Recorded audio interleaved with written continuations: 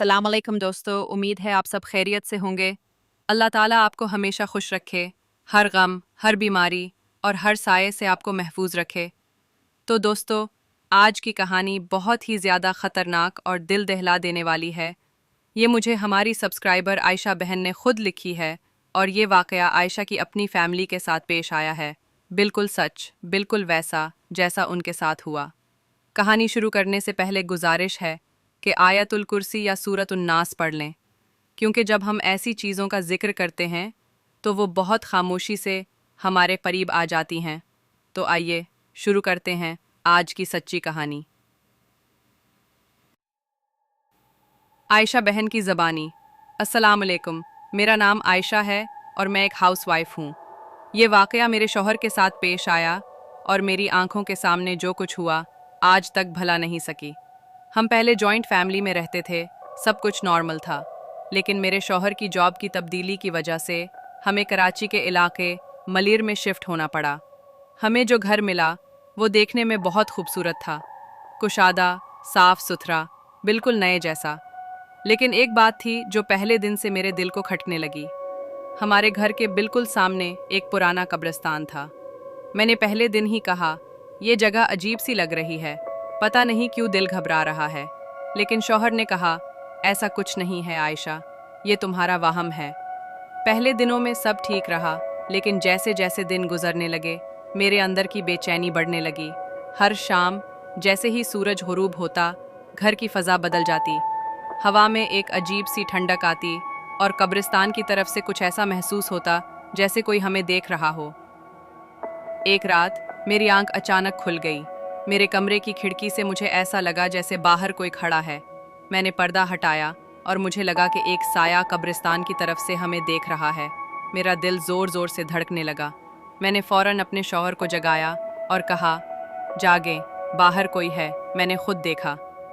शौहर ने आहिस्ता से आंखें खोलें और थके हुए लहजे में कहा, आयशा, ये तुम्हारा वहम है, सो जाओ, सब खैरियत है। मैं खामोश हो गई, लेकिन मेरे दिल की धड़कन थम नहीं रही थी। अगली रात मेरी आंख एक आवाज से खुली, जैसे कोई कराह रहा हो। देखा तो मेरे शौहर पसीने में भीगे हुए थे और नींद में कुछ बड़बड़ा रहे थे। वो हिल रहे थे जैसे कोई उन्हें पकड़ रहा हो। मैंने जोर से उन्हें हिलाया। वो एक झटके से जागे और घबरा कर बोले, आयशा, कोई था, वो मुझे कब्र की तरफ खींच रहा था। उस दिन के बाद घर में सब कुछ बदलने लगा। दरवाजे खुद ब खुद खुलना बंद होना, किचन में चीज़ें खुद ब खुद गिर जाना और रात के वक्त कब्रिस्तान की तरफ से किसी के चलने की आवाज़ें। बच्चे भी डरने लगे, कहते, अम्मी, कोई हमें देख रहा है। पड़ोस की एक आंटी ने आकर बताया, बेटा, इस घर में इससे पहले जो फैमिली रहती थी उनके साथ भी यही होता था। वो लोग एकदम गायब हो गए थे, किसी को कुछ नहीं पता चला। हमने एक मौलवी साहब को बुलाया। उन्होंने कुरान पाक पढ़ा, दम किया और घर का मुआयना किया। फिर उन्होंने हमें खामोशी से एक बात कही, बेटा, ये जगह साफ नहीं है। यहाँ कुछ ऐसे साए हैं जो जिंदा लोगों को पसंद नहीं करते। हमने मौलवी साहब की बात सुनी, लेकिन फिर भी दिल नहीं माना। शौहर ने कहा, ऐसा कैसे हो सकता है, सिर्फ एक कब्रिस्तान की वजह से हम ये सब मान लें। हम दोनों ने ये बात थोड़ा नज़रअंदाज कर दी और सोचा शायद हमारे दिल कमज़ोर हो गए हैं। हमने एक हल निकाला। शौहर ने कब्रिस्तान की समत में जो खिड़कियां थीं वहां पर पर्दे, बोर्ड और मोटे कार्टन लगा दिए। अब कब्रिस्तान हमारी नज़रों से ओझल हो गया। हमने खुद को मुतमईन किया कि अब सब ठीक हो जाएगा। लेकिन असल खौफ तो अभी शुरू हुआ था। एक दिन की बात है, सब घर से बाहर गए हुए थे, शौहर ऑफिस, सिर्फ मैं और मेरे 2 बच्चे घर पर थे। मेरा एक बेटा किचन में गया पानी लेने और मैं ड्राइंग रूम में सोफे पर बैठी थी। सब कुछ खामोश था, बस पंखे की आवाज़ और दूर से चलती घड़ी की टिक टक। अचानक टीवी का रिमोट जो मेरे हाथ में था खुद ब खुद मेरे हाथ से नीचे गिर गया। मैं थोड़ा झुकी और जैसे ही मैंने रिमोट उठाया मेरे हाथ वहीं रुक गए।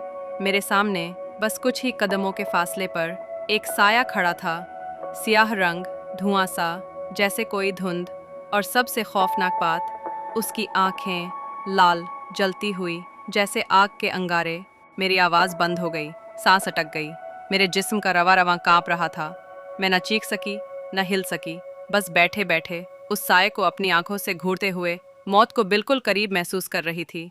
जैसे ही मैंने वो साया देखा, मेरा दिमाग जैसे बिल्कुल बंद हो गया। यकीन करो, उस लम्हे मुझे लगा कि ये मेरा आखिरी वक्त है। मैं वैसे ही इन चीज़ों से बहुत ज़्यादा डरने वाली थी, लेकिन जब वो डर, वो खौफ आपके सामने खड़ा होता है तो दिल ऐसे लरसता है जैसे जान ही निकल जाएगी। और फिर जो हुआ वो मैं आज भी सोचती हूँ तो काँप जाती हूँ। वो साया मेरे करीब आया और फिर जैसे मुझे अपनी गिरफ्त में ले लिया, बिल्कुल मुझे जकड़ लिया था, अपने अंदर समेट लिया था। मुझे कुछ समझ नहीं आ रहा था। मेरी सांस फूल रही थी, मेरे हाथ, मेरी टांगें जैसे मफलूज हो गई थी। मैं बोलना चाह रही थी, चीखना चाह रही थी, लेकिन ज़बान जैसे बंद हो चुकी थी।